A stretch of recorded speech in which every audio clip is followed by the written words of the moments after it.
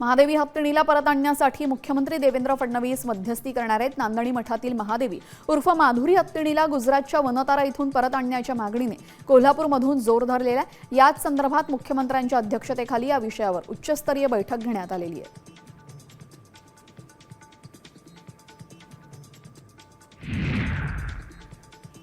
महादेवी हत्तीण मिळेपर्यंत लढा थांबणार नाही।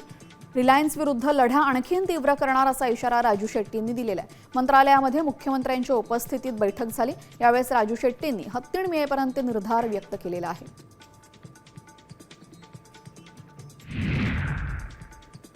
महादेवी हत्तीणीच्या आठवणीने अनेक महिलांच्या अश्रूंचा बांध फुटला।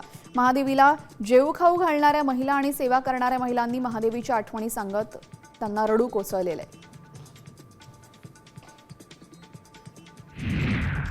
महादेवी हत्तीणीसाठी आज गडिंग्लज तहसीलदार कार्यालयावर मोर्चा काढण्यात आला। मोर्चामध्ये हजारो नागरिक सहभागी झालेले। गडिंग्लज इथल्या दसरा चौक परिसरामधून तहसीलदार कार्यालयापर्यंत मोर्चा काढण्यात आला।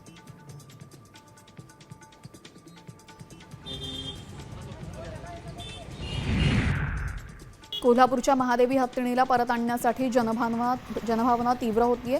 बीडमध्ये नागरिक आक्रमक झालेत। सेव्ह माधुरी बॉयकॉट जीव अशा आशयाची बॅनरबाजी करण्यात आली। याचबरोबर अंबानींच्या सर्व उत्पादनांवर बंदी घाला असा उल्लेखही बॅनरवर केलेला आहे।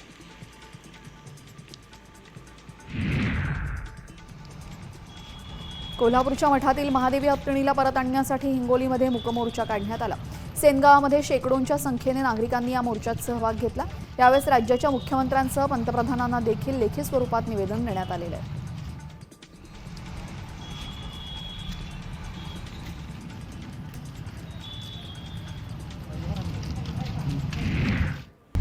आता isakal.com आहे देशातील नंबर 1 ची मराठी न्यूज वेबसाईट।